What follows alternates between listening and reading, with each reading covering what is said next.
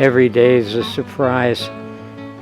This is one of the nice days that we've had, and it's been so gray outside. I can't wait to get to the cafe because I'm going to meet Fa, and she's a magnificent person. And I had her as an aide, believe it or not, probably in the 8th grade when she was in middle school. And she's turned out brilliant. I've talked to her already. And I always get this feeling when I'm going to meet some student, and it just reminds me that teaching chose me. I didn't choose teaching. So I'm going to have a chance to find out more about her, and I'm really looking forward to it. I don't have to talk to her anymore.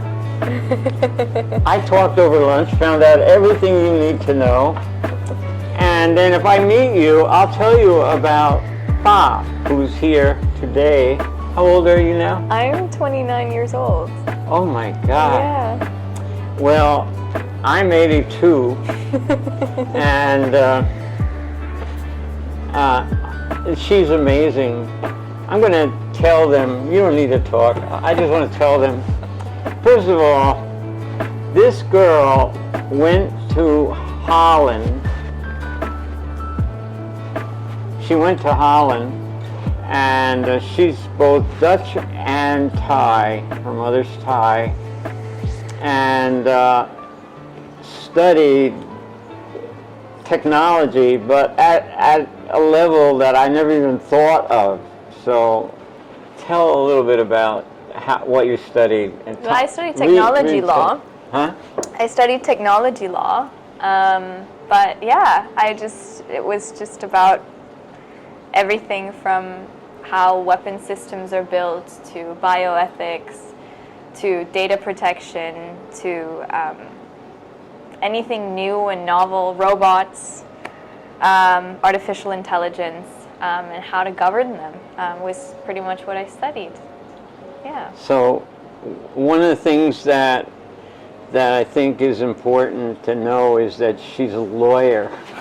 You know what people think about lawyers, but I never qualified, so officially I'm not a lawyer. Okay, so then you're not the scum of the earth. I'm not the scum of the earth. I'm not the scum of the earth. But actually we had a lawyer come over and help us, and it was with this lady next door that I'm constantly battling with. Yeah. She put her drain system between the walls so our wall might collapse. Yeah.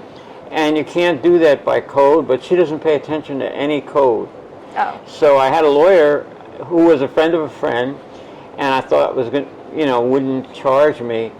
He was there 5 minutes, and he already charged me 5,000 baht.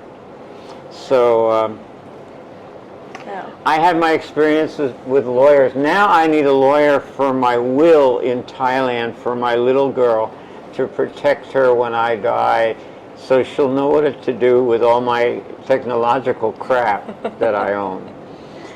Anyhow, Fa is, like she said, she's 29 years old, and it's great how I met her.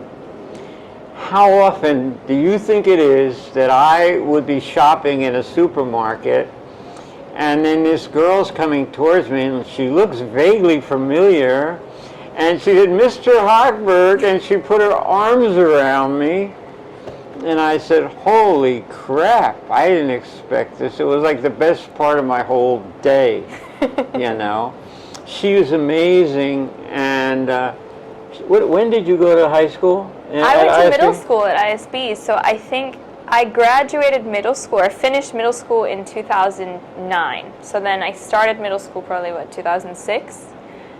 So yeah, I met you around 2006. And you had me as an elective. And I had him as I had Mr. Hochberg's woodworking class as an elective, which was really cool. Say that again, woodworking. Woodworking.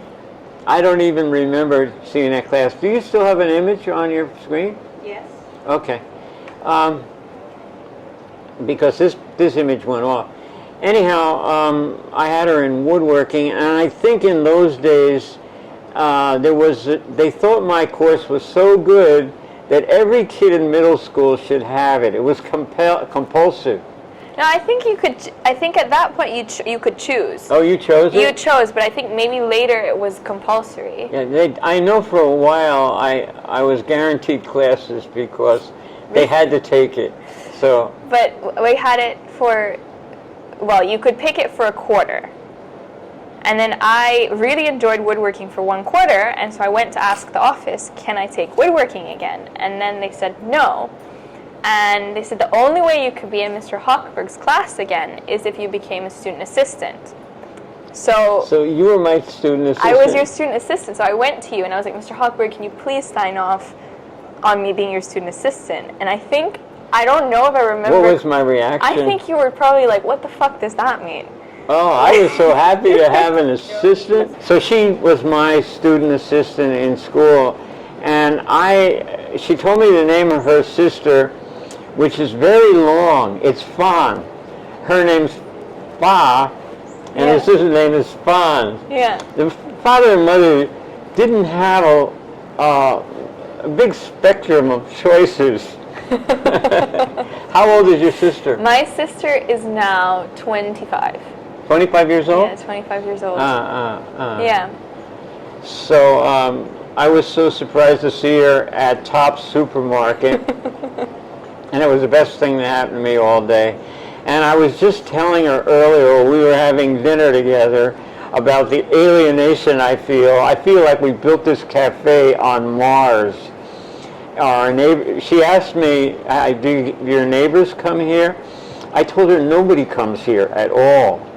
And it's like, I'm going to show this guy, I'm not going to have any of his smoothies or eat any of his food, and maybe he'll go broke and it'll turn into McDonald's, because Thais like brands. They really love brands. Nike and whatever it is, Starbucks. So anyhow, the most amazing thing is that she turned out to be a brilliant person, and I had a brief conversation, and what she's talking about I'm so interested in. You remember the part of the conversation where you were telling me about, do you own your body, that whole thing? What is that all called? Well, it's pretty much the protection, it's bodily autonomy is what it's called. Bodily autonomy, that was the name of the course? Well, no, the course was bioethics, but owning your own body. But ethics has to do with law, right? Ethics has to do with law, yeah, law and morality and how things are governed. What do you believe is right and wrong? Can you redo some of the things you told me about the questions that it deals with? I never even thought of those questions. Well, it goes from what we talked about, anything from like tattooing. Why should someone be allowed to break your skin? Right. To midget tossing. Midget That's tossing. another one. I never heard of that. Midget tossing, yeah. There's a law, it's been adjudicated, that you can't toss midgets. So any of you short people out there, and if your life dependency is based on finances of getting tossed in the air, they just made a law that you can't toss a midget up in the air anymore. But that's in Europe. I don't know about the U.S. Oh. I don't know about Thailand. But at least in Europe, midget tossing is not allowed. It's not allowed. But yeah, it's pretty much, to what extent do you own your own bodies? Why can you sell hair and sperm and your eggs, but you can't sell your kidneys? You can give your kidneys to someone.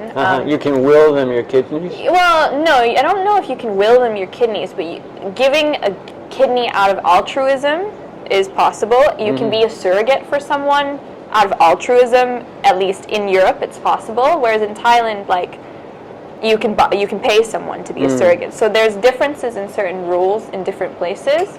But I don't know if you followed, like many years ago, there was an Australian couple that then they wanted, they had a surrogate in Thailand. Right. And I think... tell them what a surrogate is. I have many stupid people in the audience. A surrogate is when you pay someone to have your child for you, so you pay someone to get pregnant for you.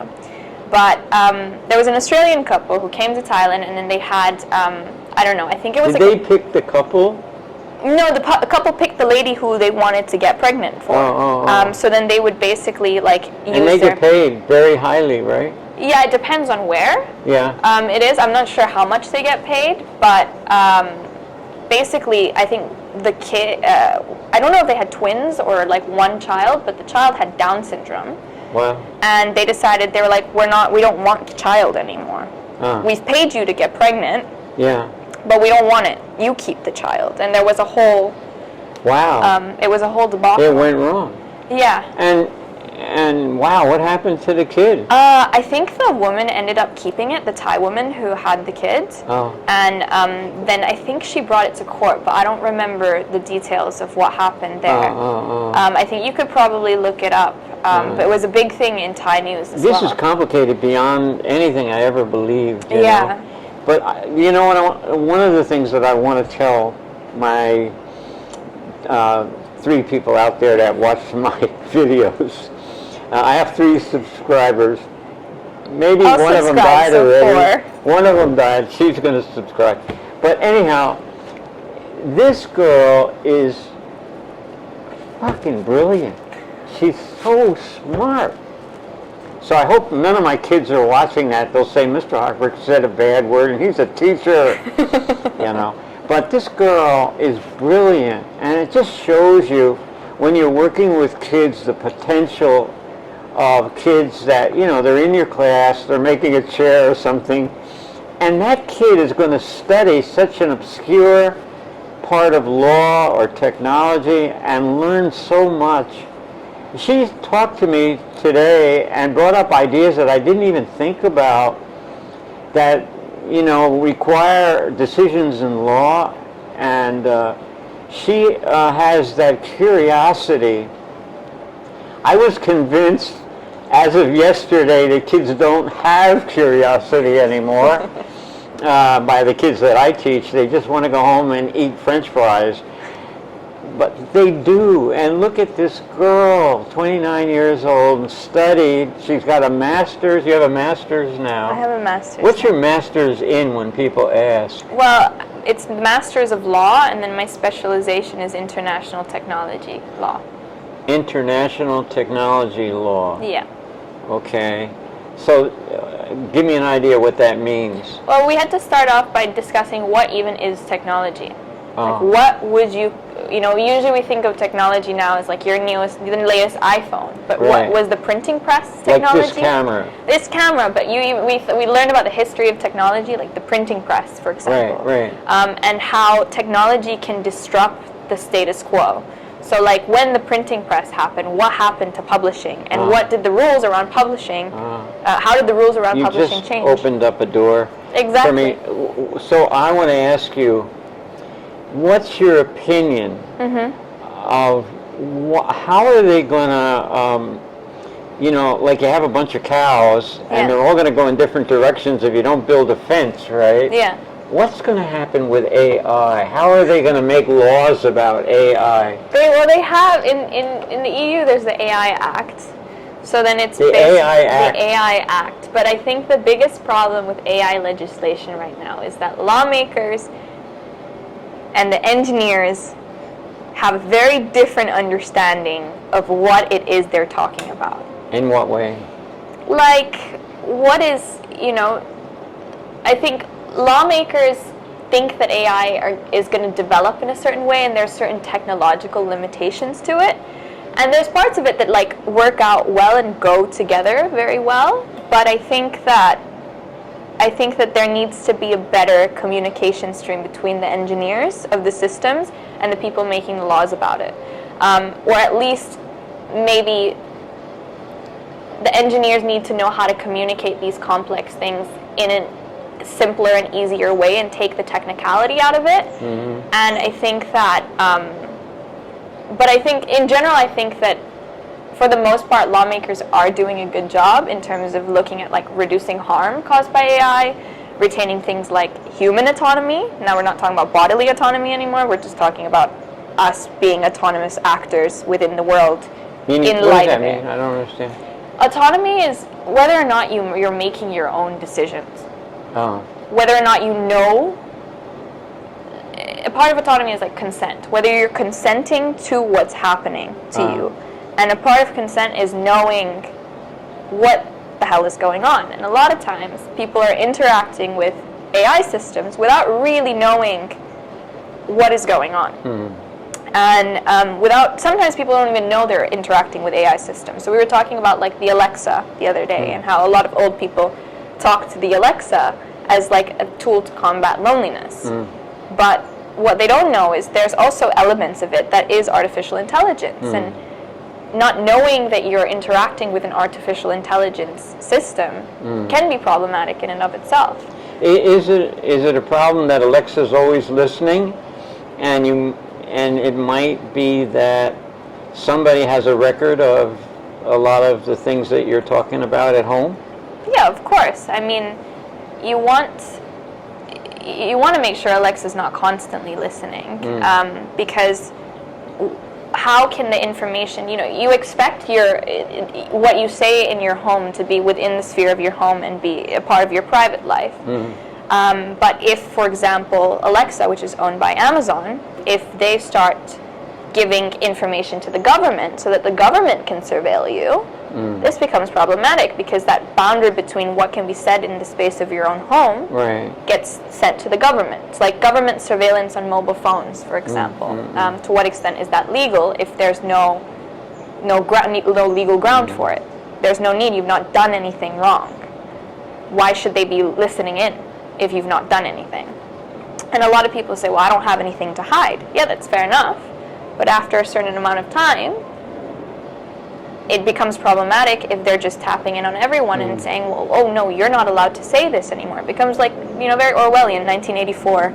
If you read that book, it's like the government's constantly listening. And the second part of it is, if we're talking about buying Nike shoes all the time and they're selling us Nike ads, this is also, you're being surveilled so that all your choices then become a lot more easily manipulated. Yeah, so you might find that you're part of an ad for Nike shoes that it's been aimed at you in media. Yeah. And how do they know in Facebook that to throw in a little commercial for Nike shoes, because they're looking at my habits of going online and making inquiries, and they say this is a perfect customer for us. I mean, it could even be scarier if they're selling the information to like insurance companies. If you're at home talking about, having respiratory issues or feeling pain in your knees, and they sell this information to insurance companies, and your insurance premium gets higher, their surveillance of you and of your daily life has caused a negative outcome of you, because it's allowed insurance companies to profit more off of you. Right. So there's different things. Like, in general, I think technology shouldn't be listening in on you, and what you say in your own home should stay within your home and shouldn't be sent to the cloud and processed and have all these things happen to it. But that, unfortunately, the reality is it is happening right now. Up to now, I thought education was going down the tubes, because it seems to always be 400 years old, as a profession, and student-teacher relationships. And then this blossom happens. I meet her, and I hear about her curiosity and her pursuit of the things she's interested in. And there's hope. There's hope for teachers like me with 200 years of experience. I just think it's so marvelous.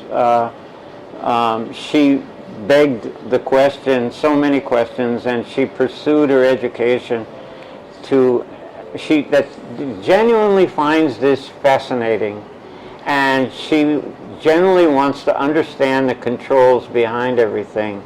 This curiosity is, it's just so beautiful. So maybe education does do some things for children, because I thought it was absolutely annihilating imagination. And it isn't, because look at this girl and what she knows and the way she expresses herself about things that she's been curious about. 100%, I'm trying to say success story. She's a success story, and brighter than a blossom, and amazing. So this is fun. And I had the good luck of meeting her in a department store, in a supermarket. And I never thought I'd ever see her again in my life, but she's brought a lot of things to me.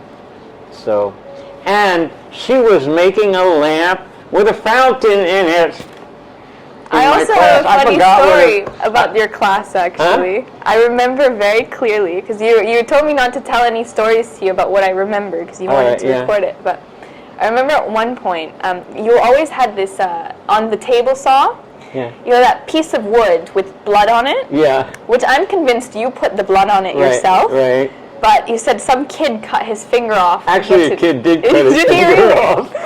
But this kid cut his finger off, and then so I was, I was always super vigilant. But at one point, I had to do something where I had to use the router. Yeah. I still have a scar to this day. Yeah. Where I was kind of spaced out, and I was routing something, and there was like a bit of, sometimes the wood, it has like a little harder piece that you can't get through, and the router jumped up.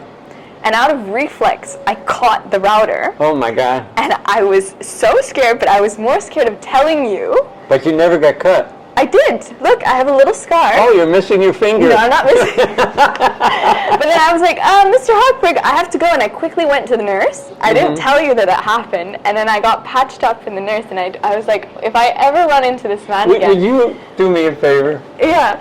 All right.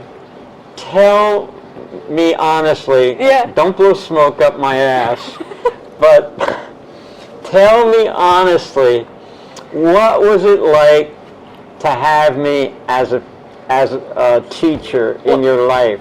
Did I make any difference to you? Yeah, I thought you were my favorite teacher, but I'm very biased because I thought you were hilarious, and because I cursed all the time. Not because you cursed all the time, but because you had no filter. No filter. You had no filter in the class. So I remember at one point. What does that mean, no filter? I remember at one point when I was your student assistant, you said to me, you're like, you can do whatever you want. Just, if I ask for help, you just have to help me. Yeah. And I remember at that time, you were like, either you're getting an A in my class or an F in my class. And I don't care what to everyone you said this. And I was like, I don't care what you design, but put some thought in it. This is not a class where you build like a Mickey Mouse lamp. And then at one point, and not a lot of kids understood that or like enjoyed the class that way. A lot of kids wanted more structure. Yeah. And there was one kid that would constantly just be like, oh, Mr. Hochberg, look at this, or like, my big brother did this, and my big brother did this, and he wouldn't actually design anything, and you got so frustrated that I don't know what you said to him, but at a certain point, every time he had your class, he would go to the nurse's office, and he would say that he had a headache, and then after a few weeks, you asked me, you're like, Fo, where did this kid go? I said, Mr. Hochberg, he's been at the nurse's office every class that you've had because he just can't deal. Right. But I really enjoyed your class because I could make and build whatever I wanted, and there was no limitation to it. Of course, there were, you had some structure where you're like, okay, we're going to build a lamp, or we're going to build speakers today. Yeah. But if I went into your class and I said, Mr. Hochberg, I want to build a lamp, but I want to build a lamp with a fountain in it, you're like, okay, well, let's go, and we're going to make this work. And it was, I think, way too ambitious for the time frame that I had. But in the end, like, it was the fact that there was nothing outside of the realms of possibility. Right. And I thought that was really cool, that you could build whatever you wanted. Right. And you were always there to help us figure it out somehow. One project that I gave out is I had the kids all build an eavesdropping device. I found a circuit board that you could easily hide in a room. Yeah. And the chore of design was to find something to put it in, like a book or stockings or whatever, so that you could listen in on what your mother and father are saying about you. And I had parents come into school asking to see the teacher, who wanted to know that I was into espionage because their kid put the thing in their bedroom and was listening to them have sex. Can you believe that? I didn't even come up with that idea, but then I thought, that's a thrilling idea. So every kid built a listening device, did all the electronics, all the components on a little electronic board, soldered them in place, and it could work from 50 feet or 60 feet away. It was an FM broadcasting board. And I think I got the idea from James Bond or something like that. But I did get in a lot of trouble with some of my projects. It was really cool. Like that was the part, I think that was the only part of school where... I got one more for you. Yeah. Were you scared of grades in my class? Never.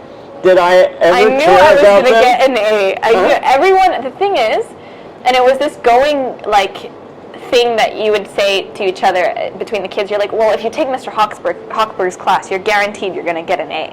You know you're going to get an A. And I'm like, yeah, okay, that was really cool, but that's not why I took the class. But a lot of times, a lot of kids would show up thinking, okay, well, I don't have to do anything in this class. Yeah, I heard you get an A. I heard you get an A, but then you would actually give, if someone genuinely didn't do anything, I think you would give them like a C or something. It was either like an A, a C, or an F. Yeah. There was no in between. Well, even today, the schools push teachers into tracking learning, they call it.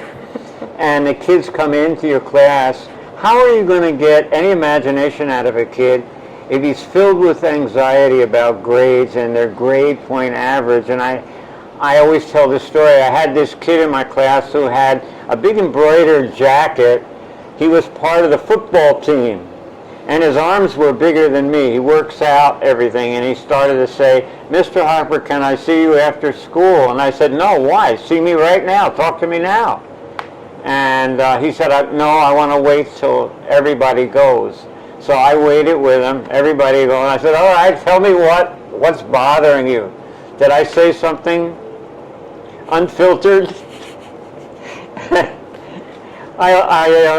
I think most of the time I like to be unfiltered, but he started crying, and he said, you know the girl who sits next to me in jewelry? I said, yes, I do. She's doing really nice work. He said, you gave her an A+. And I said, oh, that's great. So what did you get? Why is it your issue? And he said, you gave me an A. I said, I forgot the plus. I forgot the plus. All right. Hey, you know something? You got a plus. I'm giving you the plus. You deserve that plus. And don't go home without a plus. And he said, are you joking? I said, no, I'm entirely serious. How can you cry over a plus? This is what school does to kids. So I always resented the fact that, and I thought I was going to get kicked out of ISB because kids were almost certain they were going to get an A in my class. Why not? Why not? Why are grades important? For 400 years they've been important. So why do we do that to people? As a teacher, I constantly wrestle with that. You know what I mean? Yeah. Like, what grade would I give you? How did I know that you were going to become a lawyer and a humanitarian and deal with all these complicated issues because of your curiosity? So you turned out getting an A, and I didn't give you an A, I'm giving it to you right now. I got an A in your class. You got an A in my class. Did you get an A? Probably, yeah. You got an A plus, probably. Yeah. And you got an A plus because you look Jewish. I told you I'm not filtered. That's the end of the interview.